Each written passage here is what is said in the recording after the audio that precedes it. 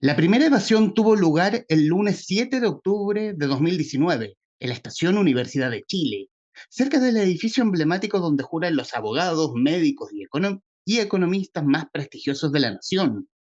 Eran las 2 de la tarde y los pasajeros del metro vieron con perplejidad cómo decenas de estudiantes comenzaban a saltarse los torniquetes. Ningún medio encontró motivos para reportarlo. El lunes 14, los diarios, canales de televisión abierta y cadenas de radio seguían otros temas como la reforma tributaria, las pensiones y la delincuencia.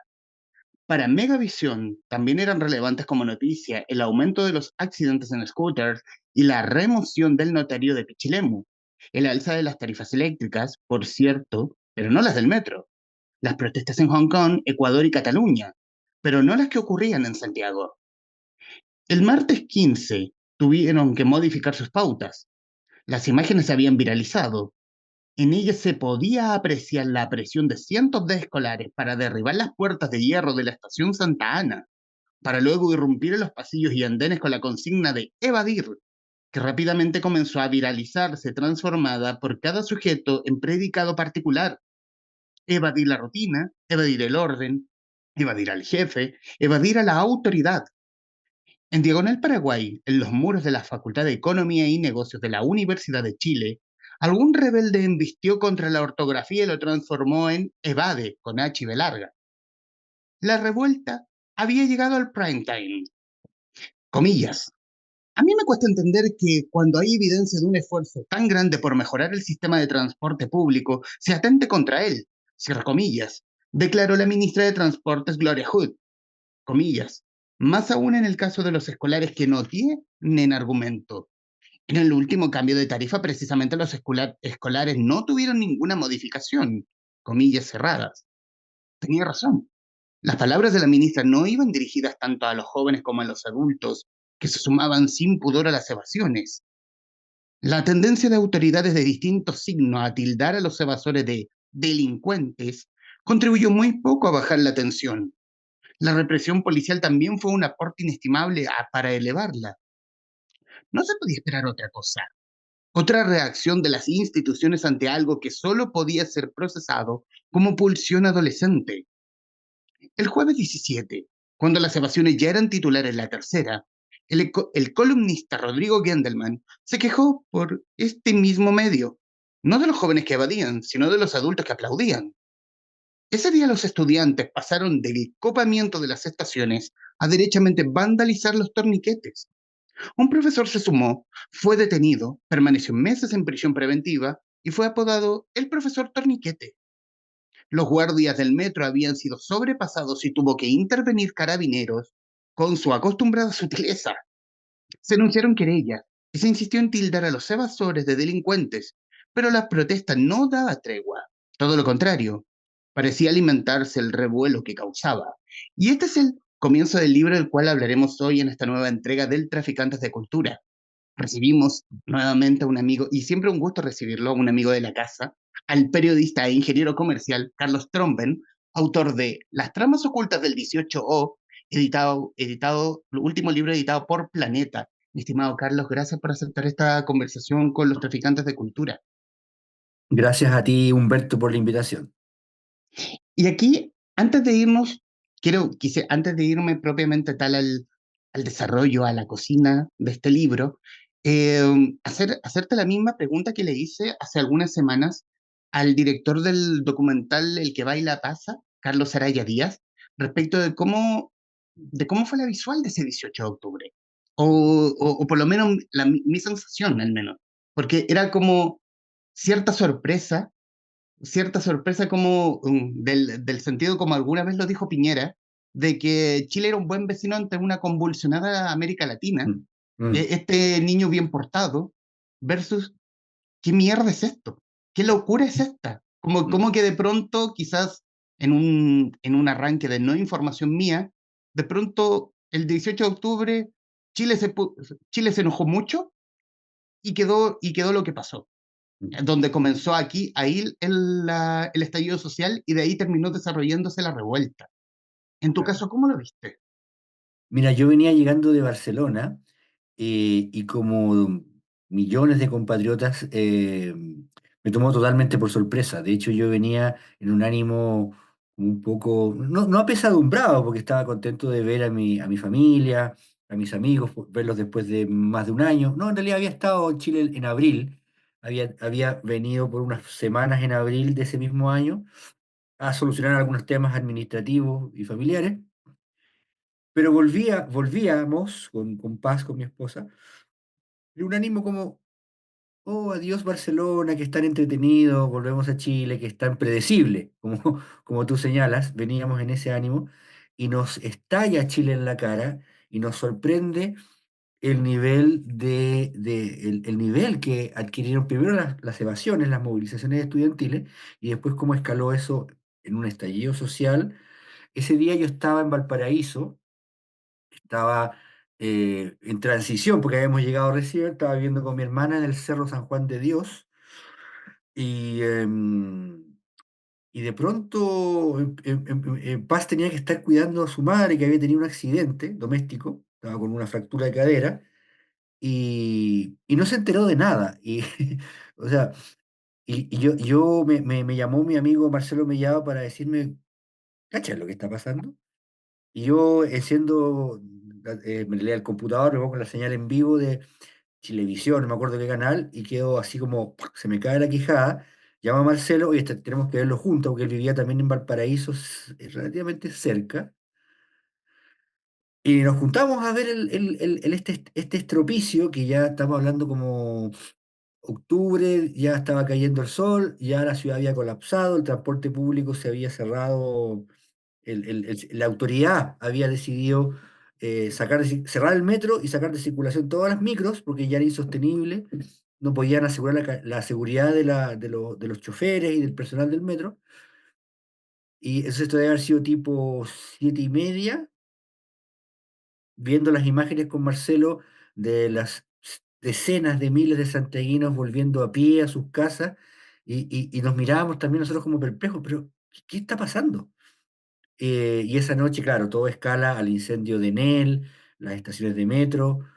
No, Paz volvió de Viña del Mar y todavía no se enteraba porque había estado cuidando a su madre, como te decía, y estaba un poco enojada porque no la había venido a relevar su hermana, que no había podido salir de Santiago, producto de lo que estaba sucediendo. Entonces ella no, empezó que se la habían vacunado, entonces estaba muy molesta y le digo, Pachi, ¿no has visto las noticias, lo que está ocurriendo? Nadie puede salir de Santiago.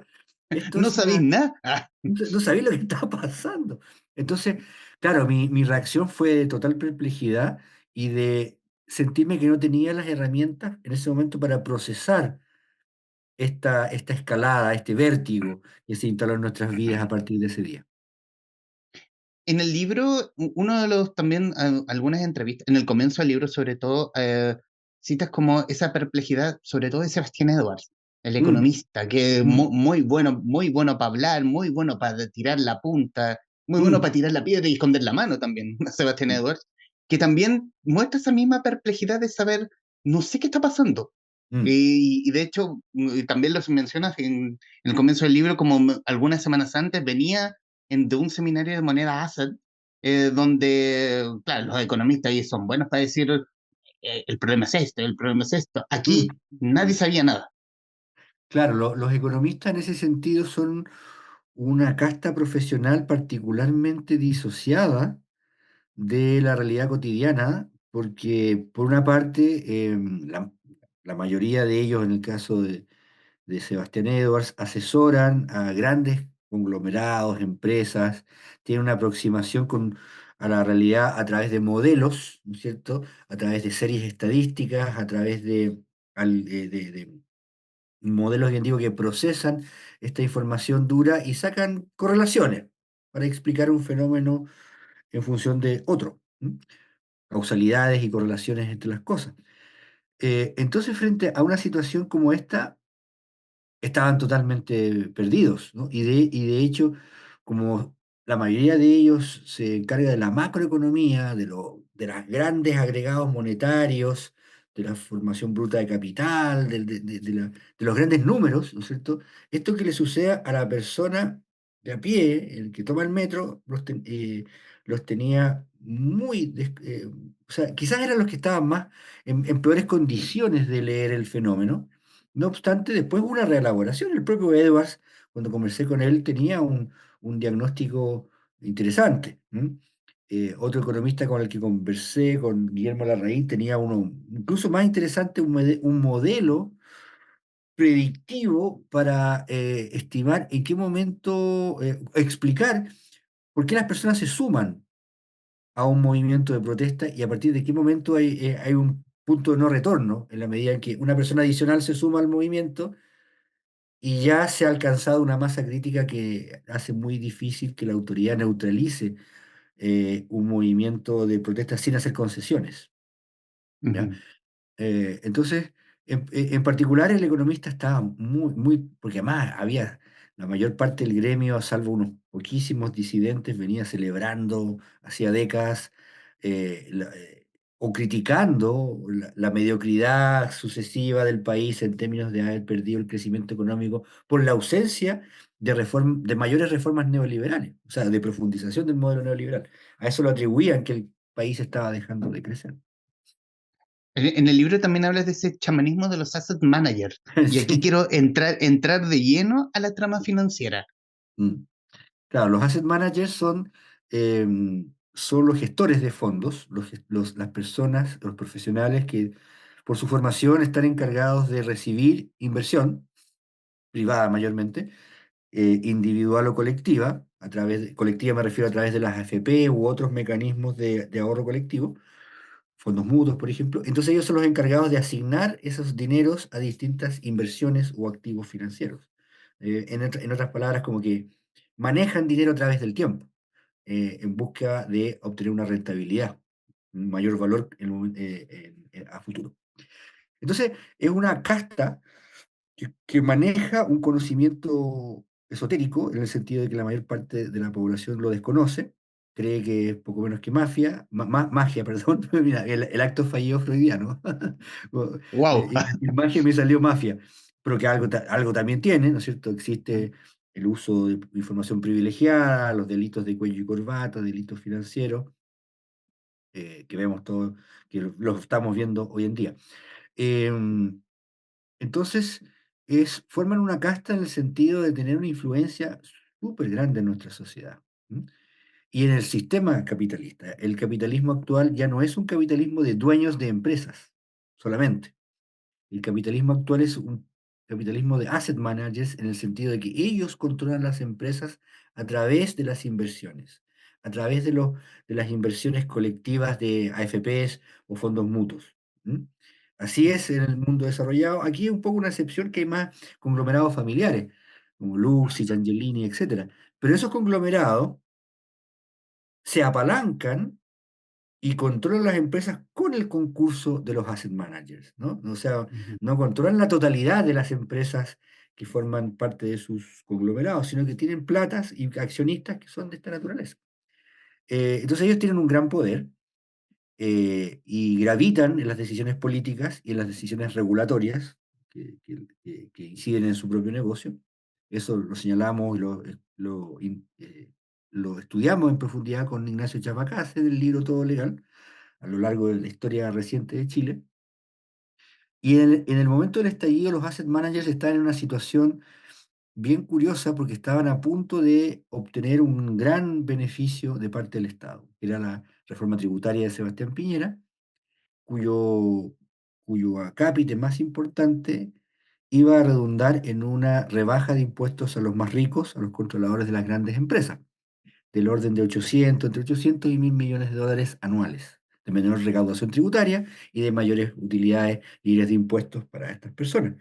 Y las personas ricas, cuando obtienen un beneficio de esa naturaleza, pagar menos impuestos, lo que hacen es invertir esas ganancias en los asset managers, confiarles Ujú.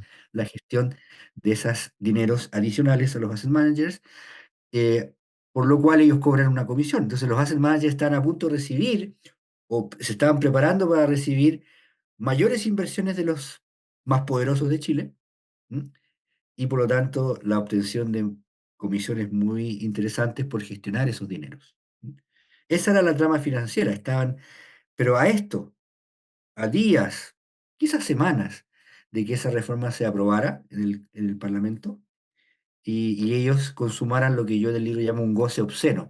Obsceno porque es muy visible, obsceno porque ya ellos tienen un nivel de riqueza material acumulada a través del tiempo muy elevada. No necesitan en rigor ganar más, pero están en una ética de nunca renunciar a ganancias siempre mayores. Y no obtener esas ganancias para ellos es un símbolo de mediocridad y de ineptitud en el ejercicio de su profesión. Es como una forma de culpa, ¿no? No ganar tanto dinero, ¿no? Es una forma culposa de mediocridad que ellos se autorrecriminan cuando no logran eso. Entonces, por eso ganar y ganar y ganar y ganar y ganar. Entonces, por eso lo llamo el gozo obsceno. Y en ese punto también en el libro lo mencionas como esta mediocridad que llaman los economistas, Sí, y respecto de que se sentía muy seguros teniendo un asset manager, claro. siendo el primer, el mandatario, siendo Mm, Sebastián mm, Piñera presidente de la República. Pero también, pero también pones el punto, pones en cuestión también cómo en la elección de Piñera, claro, la bolsa de comercio subió su valor, mm, pero después de eso, en los meses siguientes, la bolsa bajó. claro. Aún así, ¿eso es especulación en el fondo?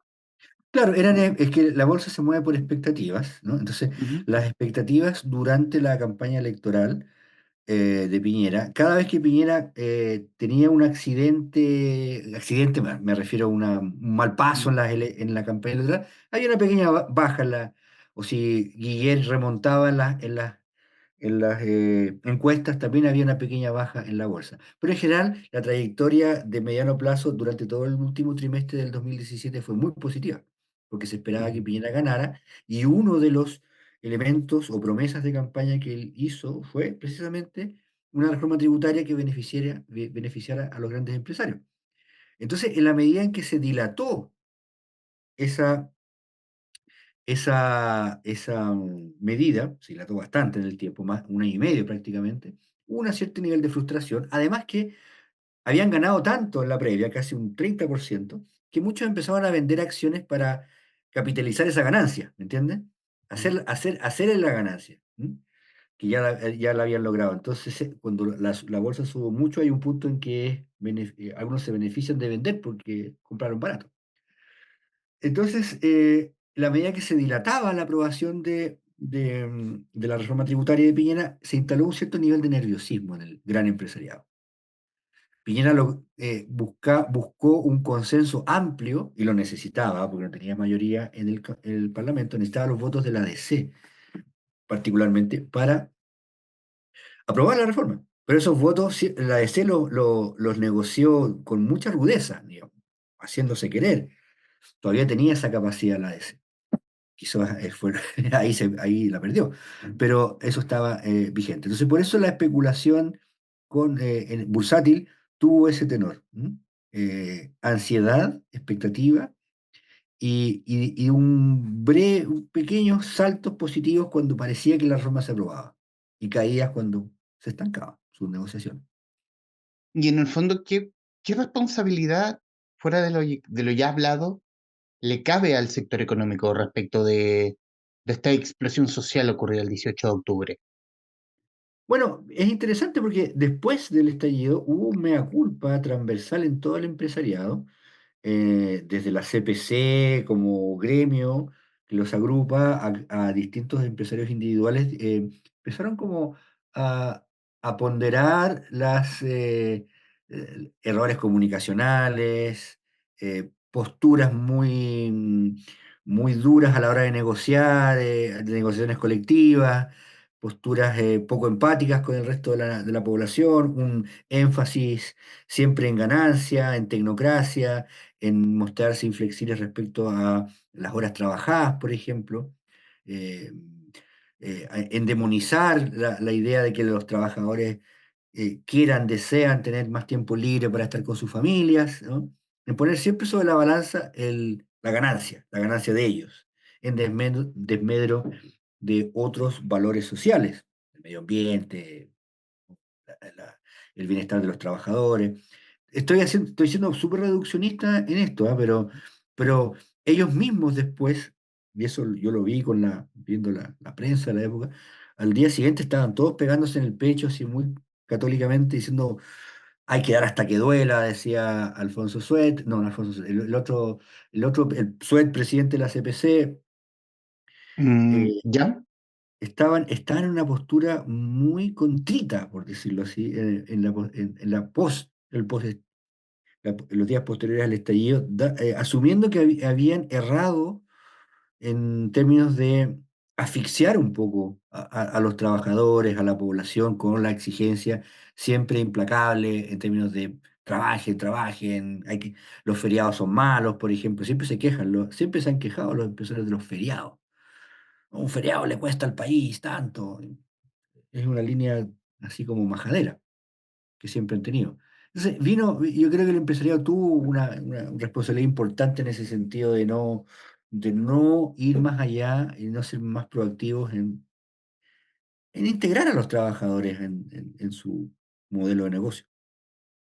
En la presentación del libro, ya no me acuerdo, creo que hace 2 semanas o 3 semanas, Sí, sí, en el sí, evento organizado por Planeta, como sí, tú resaltabas, bueno, tú y Víctor resaltaban como el punto de las 40 horas. Bueno, mm, desde la vereda opuesta cada uno, pero sí, como un punto importante el tema de de la reducción de la jornada sí, laboral. sí. Fue muy importante, fue un proyecto de ley que presentó el PC en 2017, terminando Bachelet 2. El gobierno no le dio mucha bola, ni le puso mucha ficha en ese momento, quedó archivado ahí. Lo retomaron ya con Piñera del gobierno y para sorpresa de todos, quizás de los propios comunistas, empezó a recibir adhesiones a este proyecto porque apuntaba a un punto súper sensible, que son las horas trabajadas, que en Santiago, o sea, en Chile en general son muchas en relación a otros países OCDE.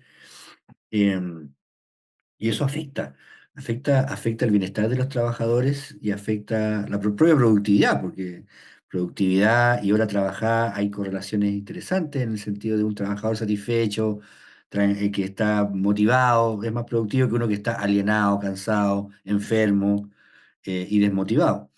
Eh, no hay que escapar mucho ahí. Pero el empresariado y el gobierno de Piñera se mostró muy duro contra eso. ¿M? Y sacaron, tanto empresarios como gobierno, una batería de argumentos a través de los economistas que siempre fungen ahí de expertos imparciales cuando no lo son, de que no, en realidad había que esperar que la productividad aumentara para bajar las horas trabajadas. Y ahí caíamos de nuevo en el huevo y la gallina, pues, o sea, ¿qué es Mm, primero? ¿Mm? Si bajamos las claro. horas, ¿aumentará la productividad? O la productividad va a aumentar por obra del Espíritu Santo, y ahí recién vamos a poder bajar las horas, y los pobres trabajadores que tienen que viajar en 1 hora de ida y otra de vuelta a sus hogares, o más incluso, tienen que esperar hasta el fin de los tiempos a que esa concesión de parte de los empresarios se concrete. Entonces era un Ujú. debate bien singular, bien folclórico, y pintoresco, y que llegó ya a la suma de los desaguisados desde el punto de vista del gobierno, o sea, cuando el gobierno de Piñera propuso reducir la jornada pero a 41 horas. Entonces ahí perdió todo respeto. Incluso hasta el día de hoy, mucha gente en la derecha política dice, en realidad esa fue una metida de pata gigante. Si el PC estaba promoviendo 40, el gobierno decía, no, que sean 41. Entonces, y ahí sí que fue peor, ¿no? Y aprovechando ese vuelito, Ujú. metámonos en la trama política. Ajá, La trama política donde, bueno, mucho de lo que ya se conoce, de lo que ya ha aparecido en libros, y muchos datitos sabrosos que encontraste también sí, sí, respecto de cómo fue esa semana previa, sí, al menos dos informes que llegaron, uno a la entonces vocera de gobierno Cecilia sí, Pérez sí. y del que no fue habido atención para no alterar a Sebastián Piñera, y de pronto este grupo de comediantes malos se vieron con la sorpresa del 18 de octubre. Claro, había un informe de la SECOM a partir de estudios de tráfico y de contenido de redes sociales que mostraban niveles de agresividad de los ciudadanos hacia los servicios públicos, por ejemplo, en los comentarios, ¿no? Y eso eh, hizo pensar a gente de la SECOM y de más de un ministerio, al parecer, de que el ánimo de la gente está bien cabreado y que no era descartable que en el horizonte se produjeran movilizaciones y protestas. Entonces, ese informe no escaló hasta el presidente, quedó archivado. Eh, eh, Cecilia Pérez, como tú señalas, lo habría guardado en un cajón porque son noticias que el Piñera estaba en ese momento y es una tónica, fue una tónica de sus gobiernos, de ir siempre para adelante, poner la sonrisa, andar con la chaquetita roja, muy proactivo. Entonces las malas noticias, muchas veces a los gobernantes no les gusta escuchar advertencias y señales ominosas, ¿no? Y los funcionarios prefieren mostrarle, sí, está todo bien, presidente. Bueno, es una historia muy vieja del poder, ¿no? Se ve en momentos de otras crisis políticas en la historia y en otros países que el gobernante está un poco aislado en la medida en que los funcionarios no son capaces de decirle las cosas tal cual, de cantárselas en toda su crudeza. ¿M? Entonces, Como, es como el cuento del rey desnudo, sí. o el meme del perrito que I am fine, mientras su alrededor está todo en llamas. Total, pues entonces Piñera estaba en el modo APEC, en el modo conferencia internacional, en el modo COP, en la COP. Entonces, él iba a presidir dos grandes eventos internacionales en Santiago, iba a ser el anfitrión de jefes de Estado, de personalidades del mundo del conservacionismo, del activismo medioambiental, como Greta Thunberg, como Trump, Xi Jinping, etcétera, ¿no? Él se visualizaba como en ese momento, como un mediador entre los grandes bloques económicos para reimpulsar una agenda de libre comercio que en ese momento se estaba estancando, ahora está muerta hoy en día, pero en ese momento se estaba estancando, estaba la guerra comercial de Estados Unidos y China. Entonces, Piñera estaba en otra frecuencia, repitiendo que el país era un oasis en un continente convulsionado, había protestas en Ecuador, una situación grave en Venezuela. Sí. Entonces, esos informes no llegaron. Le llegó un informe a la ministra Gloria Holt de la ANI, advirtiendo las tensiones que cabía esperar en el sistema de transporte público de Santiago para esa semana. Pero eso no estaba en el palacio. El palacio estaba aislado, no tenía información, ni de inteligencia, ni de SECOM para advertirle lo que estaba por suceder, y eso lo admite, lo señala Gonzalo Blumen en su libro. Ellos estaban en otra, y pensaban que ese día viernes se iban a ir más temprano de la pega, y se iba a ir a la viña con su señora a celebrar sus años de matrimonio, 10 años de matrimonio, algo así. Entonces eso da cuenta de que el gobierno realmente estaba aislado desde el punto de vista de inteligencia. Y Y eso en es ese grave para punto, el país. y en ese punto también, claro, nace como los ejemplos del estallido social, la revuelta, el octubrismo, como para nombrarlo Mm. despectivamente por parte de cierto Sí, sector sí. político. Y también en el libro tú citas una parte del libro de Gonzalo Blumel, Mm, en esa conversación que tiene con el diputado Boric. Con el claro, entonces diputado Boric, súper. porque el presidente es otra persona, y esa es otra Sí, pregunta que haré mm, más adelante, donde en el fondo es como no le eches la culpa a la derecha, nosotros no tenemos nada que ver, estamos tan sorprendidos como ustedes. sí, claro. El diputado Boris llama a Blumel para advertirle que él, bueno, como dirigente estudiantil, que conoce las dinámicas de las movilizaciones, aquello superaba todo lo que se había presenciado en el país desde los pingüinos en adelante.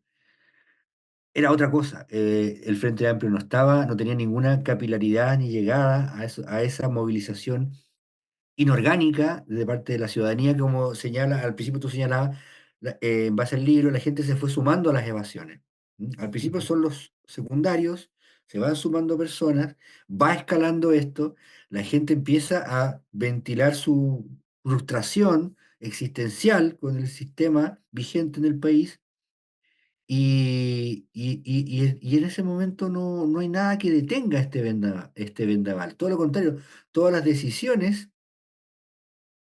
todas las decisiones de los actores desde los más micro van escalando. Por ejemplo, muchos directores de liceos emblemáticos decidieron, para no tener problemas, cerrar los liceos el día jueves, me parece que fue, porque estaban los cabros muy alzados. ¿Y qué hicieron? Dejaron a los cabros en la calle, pues entonces los cabros después, ya que no tenían liceo para ir a revolverlas, como diría mi abuelo, se van al metro, pues. Entonces, eso, un ejemplo nomás. Entonces todo fue escalando. Tin, tan, tan, tan, tan, tan, tan. Entonces, cada incremento en la movilización, en la intensidad de la protesta, era respondido de la manera más ineficaz posible por parte de la autoridad. Y por eso terminó como terminó. Claro, y termina con semanas muy álgidas en Muy álgido. aquella vez donde de pronto se corona como cierta tranquilidad de este Mm, acuerdo por mm. la paz y la nueva constitución, creo que se llamaba. Así se llamó, claro. Eh, claro, que se llamaba, donde tenía al diputado Boric como el díscolo de su De la, de su grupito, frente. del grupito que tenía en el Frente Sí. Amplio. Claro, él va a título personal a negociar y a firmar. También está George Jackson con algunos diputados de Revolución Democrática. Él era el único representante a título personal de Convergencia Social que todavía no tenía las firmas para inscribirse como partido. Ellos se estaban inscribiendo como partido.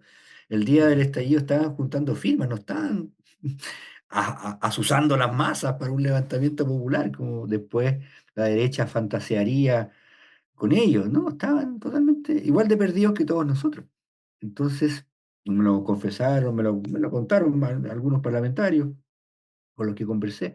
Entonces, raya para la suma, el diputado Boric se sorprende, se lo comunica a Gonzalo Blumel, y en la primera sesión del Parlamento no dice nada, está muy callado. Y la segunda sesión, que es precisamente para tramitar la reforma de las 40 horas, ahí participa, toma la palabra para decir que él prefiere estar en la calle junto al pueblo, ¿no? Está como, tratando como de sintonizar con la revuelta el diputado. Tal como tú dices, es el diputado, Boric, no es el presidente de la República, Boric, es la misma persona, pero en ese tránsito han pasado muchísimas cosas. El país ya no es el mismo, él ya no es el mismo. Y en ese tránsito ya va más bien una opinión, sí que ¿Mm? si la quieres dar, obviamente no, como la Mm, diferencia entre el diputado Boric de aquella época y este que de alguna forma se fue transformando en Ricardo Lagos, pero millennial. claro, algo así, ¿no?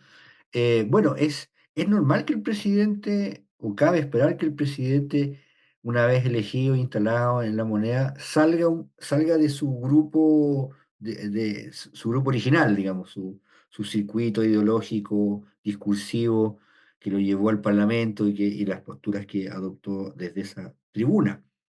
Y es esperable que como presidente haga un intento de hablarle a la nación, incluyendo las personas que no votaron por él, o Mm, son derechamente opositoras. Tiene que considerarlos en su comunicación y en sus decisiones, ¿no?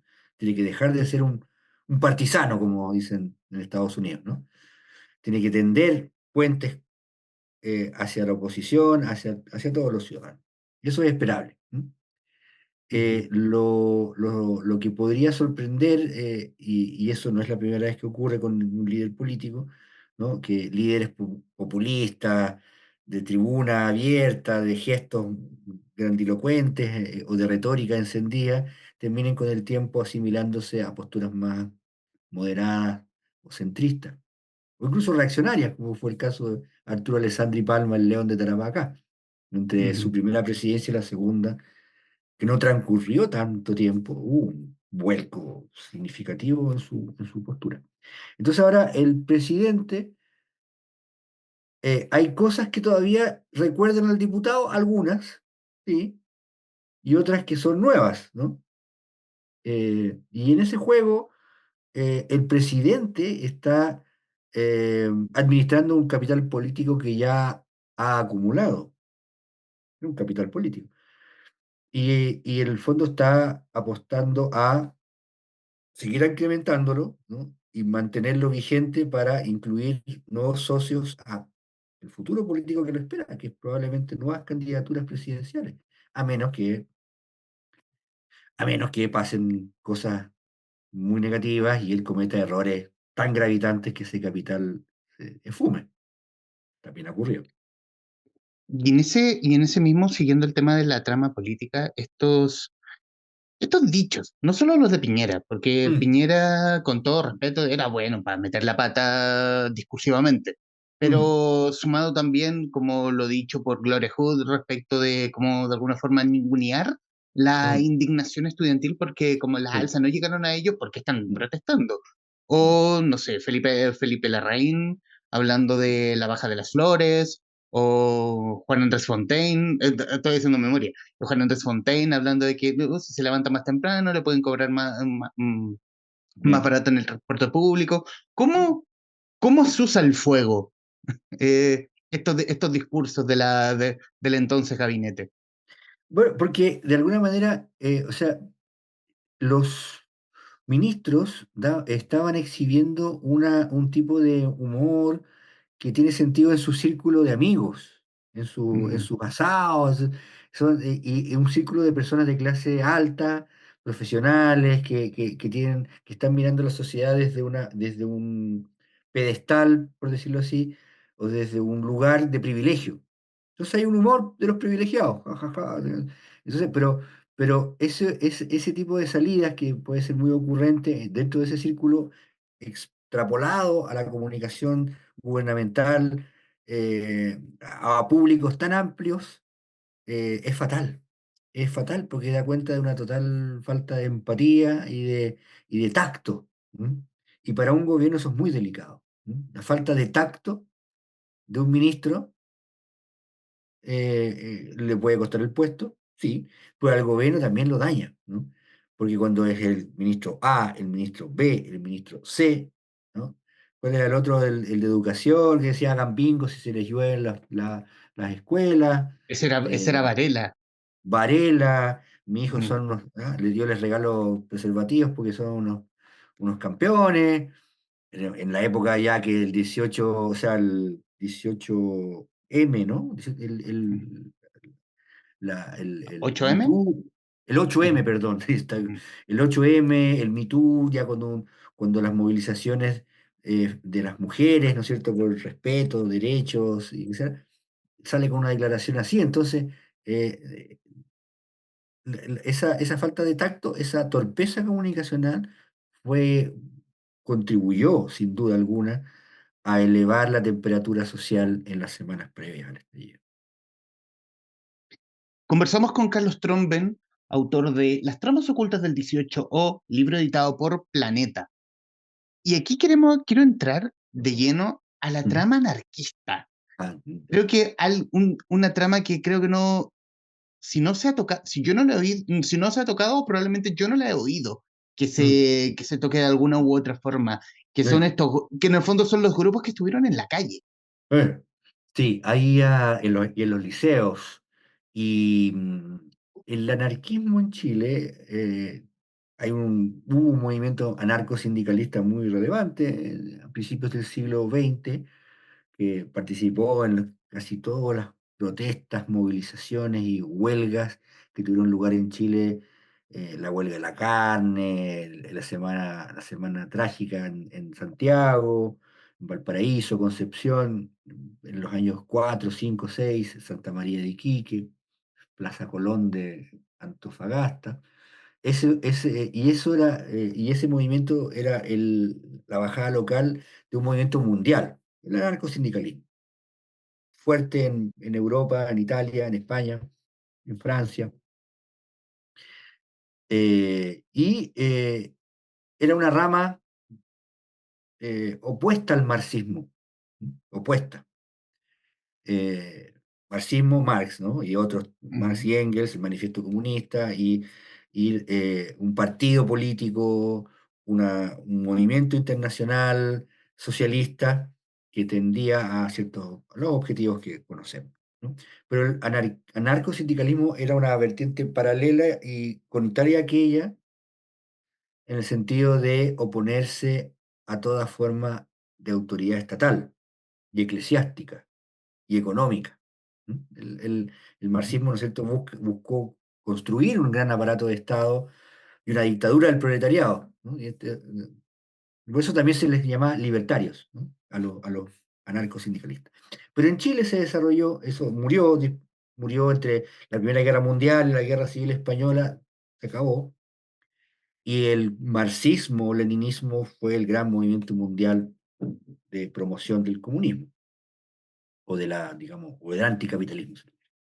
Pero en Chile lo que ocurrió es que algo muy curioso es, después de la dictadura militar, en la transición entre dictadura y democracia, se empezó a, a- a desarrollar un pensamiento y una praxis anarquista juvenil, heredera del anarcosindicalismo, pero no exactamente igual, pues ya no, los sindicatos no tenían eh, el mismo marco que habían tenido a principios del siglo XX en la Revolución Industrial. Entonces, estos anarquistas jóvenes de los años 90, muchos de ellos vinculados pero no solamente, a los presos de las cárceles de alta seguridad en Chile, empezaron a mutar en su concepción, ¿no? E incorporar esos contenidos y además darle una reelaboración que tiene otras cosas también, ¿no? Tiene biopolítica de Foucault, veganismo, hip hop, fanzine, ecología,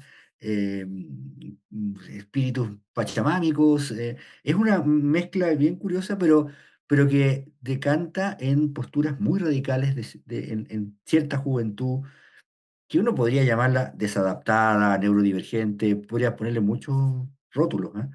Pero en lo concreto son jóvenes de ambos sexos que han tenido una postura de radical oposición al sistema en todas sus formas, en todas las formas de autoridad que son necesarias y sobre las cuales descansa el modelo neoliberal.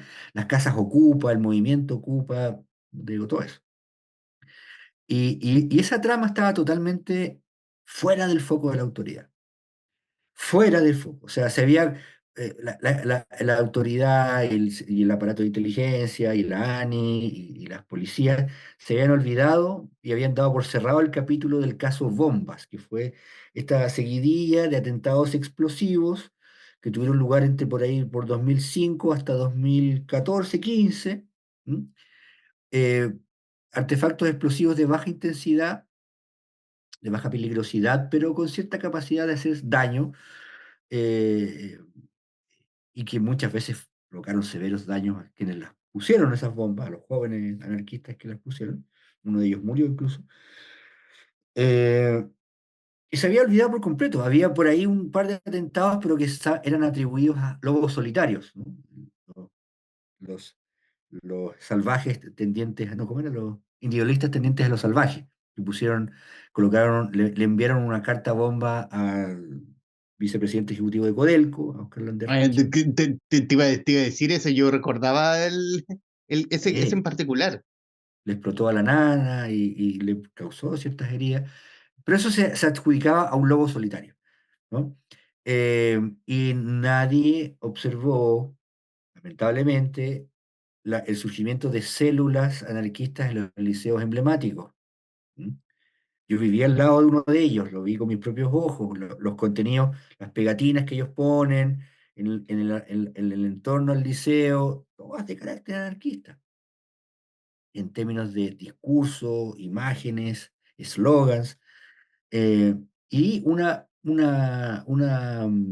de los procesados, una pareja de procesados en el caso Bombas uno que fueron todos sobreseídos por la mala calidad de las pruebas aportadas por la fiscalía, fueron sobreseídos, una pareja de ellos, eh, o sea, se conocieron durante el caso Bomba, se fueron a España y en España protagonizaron otro atentado explosivo, los procesaron, los condenaron en España, los expulsaron de España, llegaron a Chile y siguieron cometiendo atentados. Entonces, se llama Francisco Solar y Mónica Caballero, ellos cometieron dos atentados antes del estallido y uno después del estallido.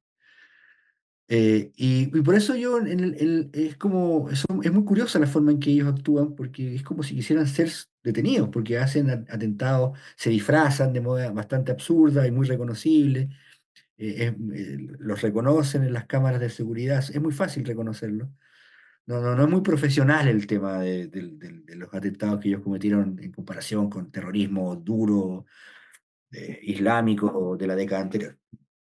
Es Y como en que el proceso, es como que buscaran ser reconocidos, no sé, presos políticos, como algo así. cierto reconocimiento de tus Sí. propios pares por hacer el que como que desbarata un poco los naipes, este castillo de naipes que tiene el Estado. Yo creo que, bueno, él lo explica así, Solar lo explica así, porque cuando ellos fueron detenidos y formalizados, Solar rompió la tradición de estos grupos y ofreció colaborar con la investigación, un poco para también para eh, lograr que Mónica Caballero no recibiera la misma pena que él. Entonces empezó a colaborar y empezó a explicar sus motivaciones, qué es lo que buscaba y por qué. ¿M? Y va en ese sentido, claramente. O sea, él dijo, buscaba mostrar la vulnerabilidad del Estado. Y de un momento en que, y habla del estallido y cómo él participó del estallido y cómo ese estallido, ellos tampoco lo esperaban. Eso es la gracia más increíble del estallido. Ni siquiera los anarquistas esperaban que fuera. Pero una vez que ocurre, esas como esporas que están en la sociedad rápidamente se activan.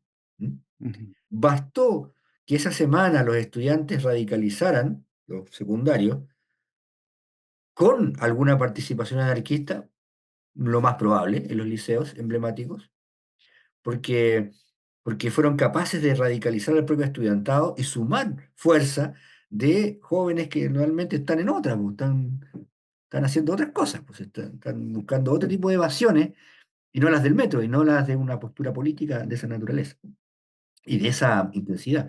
Entonces, ujú. Solás dice que participó del estallido, en las movilizaciones, varios de ellos estaban en esa situación, algunos fueron, también otro del caso Bomba fue detenido en una manifestación. Entonces, raya para la suma, el anarquismo fue, lo, lo más probable fue una de las elementos que permitió transformar una movilización contra el alza del metro en una revuelta social como la que fue, ¿no? Y es probable que haya habido algunos involucrados en las quemas del metro, en particular la que se analiza en el libro, la Estación La Granja, en el que se trató de culpar a un personaje completamente por fuera de estos movimientos. Como fue comprar papas fritas y de pronto, ¡paf! Se metió de mirón a sapear lo que estaba pasando y cuenta que dentro de la estación había grupos totalmente inorgánicos, cada uno en la suya, haciendo distintos desmanes, de alguna manera soltando energía, catarsis, ¿no es cierto? Rompiendo, cometiendo desmanes y algunos escalando en el incendio de la estación. Ujú. Y había probablemente también infiltrados de la policía, o por lo menos informantes, grabando. Eso es, a mí tengo casi la convicción por el tipo de postura que adquirió la policía de carabineros durante la formalización de estas personas. ¿Y cómo, hace cuánto tiempo el anarquismo encontró carne joven en los ¿Mm? liceos emblemáticos? Funciona también que encontraron un lugar que de por Mm, sí ya estaba abandonado mm. de la mano del Estado. Y de las izquierdas. Ujú, La izquierda, las izquierdas de partido, las izquierdas históricas, no estaban ya con el arraigo habían tenido antes, en los años 80, antes, durante la Unidad Popular. Entonces, y tienen como un imaginario muy rígido esas izquierdas, ¿no? ujú, Rígido en el sentido de lo tradicional, lo andino, lo folclórico, la canción de protesta tradicional chilena, que es muy bonita, pero que es como muy melancólica, muy triste, ¿no?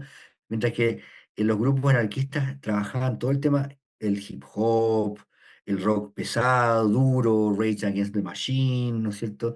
Rock contestatario, eh, todas las formas de expresión de música urbana, mucho más cercana a la juventud. ¿Ya? Tal como tú dices, había en ese sentido esta juventud un poco solitaria, abandonada por los adultos, eh, abandonada, digamos, dejada a su suerte por padres que trabajan largas jornadas y que tienen poco tiempo para estar con sus hijos.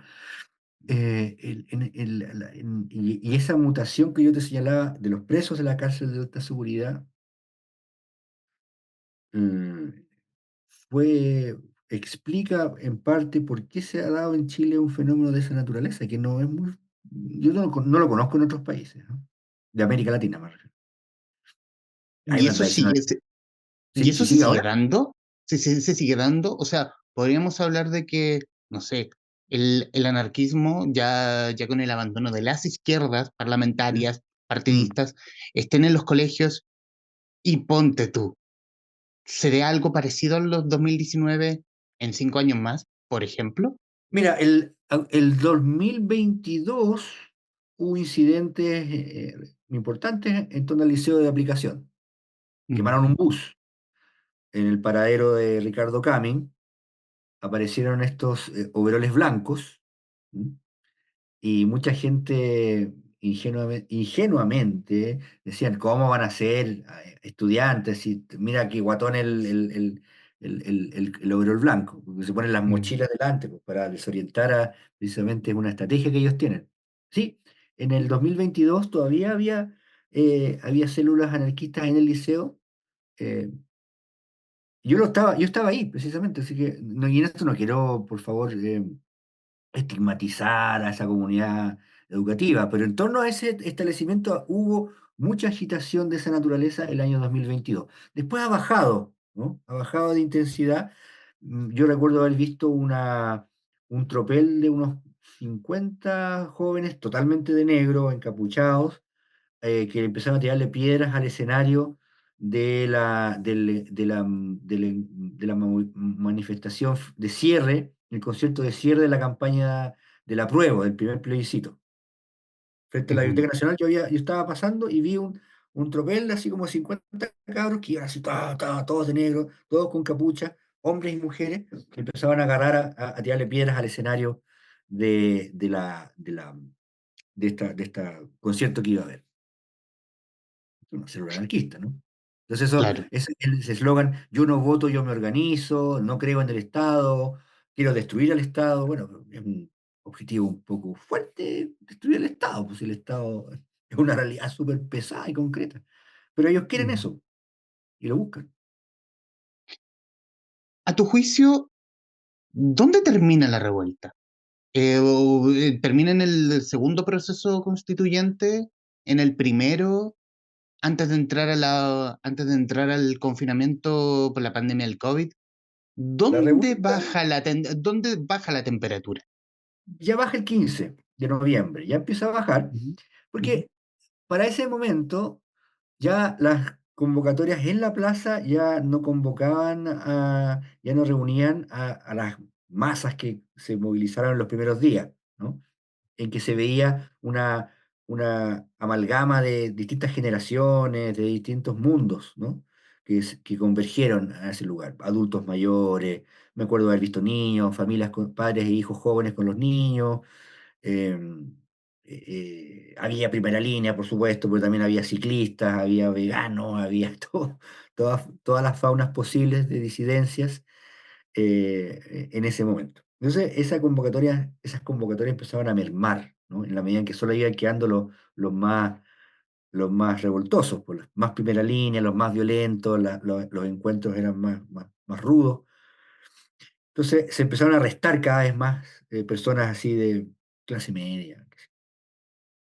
Entonces, el 15 ya hay un capítulo que se cierra que sería la gran revuelta, ¿no? Entonces ahora queda ujú, como acomodar la carga de lo que ya se había acordado porque venía un calendario de discusión, un camino hacia una nueva constitución.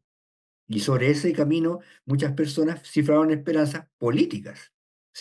Era la deriva institucional o el ingreso de las ansiedades y gatillantes de la revuelta entraban en una fase institucional. Entonces, pero siguieron las protestas, siguieron. Pero también en una tendencia descendente. Entonces se Ujú, cerró el verano con la idea de que volvía marzo, ¿no? ¿Te acuerdas? Y ujú. marzo llega la pandemia.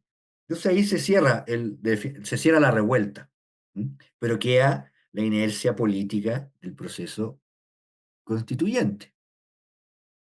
Y el triunfo del rechazo, ya claro, de manera definitiva, eh, instala la noción de que la revuelta no derivó en un proceso de cambio de nuestro país, de las instituciones. Quedó ahí, quedó, quedó pulverizada esa expectativa. Y lo que venía en el segundo proceso era solamente evitar que la ultraderecha pasara la cuenta. Entonces, al final, el segundo proceso era como ellos iban como con una mayoría muy clara, pero también a jugar al tejo pasado, ¿no? Si- eh, el tejo pasado era la mejor manera de mantener vigente la constitución Pinochet-Lagos, ¿no? Poniendo cláusulas absurdas como el rodeo, la bandera de Chile, cosas así bien folclóricas. Pero la revuelta en rigor ya había terminado en marzo con la pandemia y su inercia política, las expectativas creadas por ella se acabaron después del triunfo del rechazo. En mi opinión, ¿ah? Yo no. Sí, no, sí, yo creo que comparto gran parte de lo que dice respecto de cómo esas expectativas y cómo esas ansias de alguna forma Sí. se comieron a ciertos personajes de la izquierda, donde obviamente alinearon la balanza para un lado y Claro, que el que terminó triunfando en la primera etapa. claro. Carlos, Carlos, en los minutos que nos quedan, hoy estaría un buen rato, pero ya es tarde y ya estoy Sí. abusando demasiado de tu confianza. Quiero darte las gracias por tu tiempo, por por este tremendo libro didáctico, como ayudas como a refrescar un poco la memoria, porque, Sí. por lo que yo creo, porque yo creo que, bueno, ciertos sectores como que todavía están hablando del 18 de octubre, bla, bla, bla, bla, bla, bla, Mm, mm, octubristas, pero al final de cuentas esto es parte de la historia y sin tenemos que duda. seguir hablando y vamos a seguir Sí, hablando de ello. totalmente. Yo lo veo así, ¿ah? Creo que lo que tú hablabas de esa demonización a través de la palabra octubrismo o esa celebración naif de que todo, o sea, también graves errores se cometieron y también hubo un periodo así de anomia, de violencia gratuita y otros momentos muy sublimes y simbólicamente muy emotivos, otros momentos chistosos. Entonces, es uno de los momentos más singulares del último medio siglo, diría yo, ¿no? Del último medio siglo en términos de cómo el país completo detonó y manifestó un malestar profundo, genuino, real, un hartazgo, un hastío que se trasladó, que tuvo varias expresiones desde la violencia extrema nihilista, si tú quieres, ¿no? Gratuita, y otra más articulada o más simbólica, qué sé yo, la barricada, eh, a formas creativas, lúdicas, alegres y súper transversales, como te señalaba. Era muy sorprendente encontrarse con viejitos, con niños, con grupos folclóricos de danza, con amigos, con viejos amigos que uno se encontraba. Eh, y por lo tanto, eso merece reflexión y la va a seguir generando, porque ese espíritu no va a morir.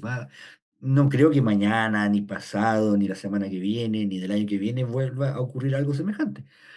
Pero en las próximas décadas es posible de la mano de lo que hemos hablado, errores gubernamentales, mala comunicación, aislamiento de las autoridades, un aparato de inteligencia en Júpiter, un gobierno en Saturno, y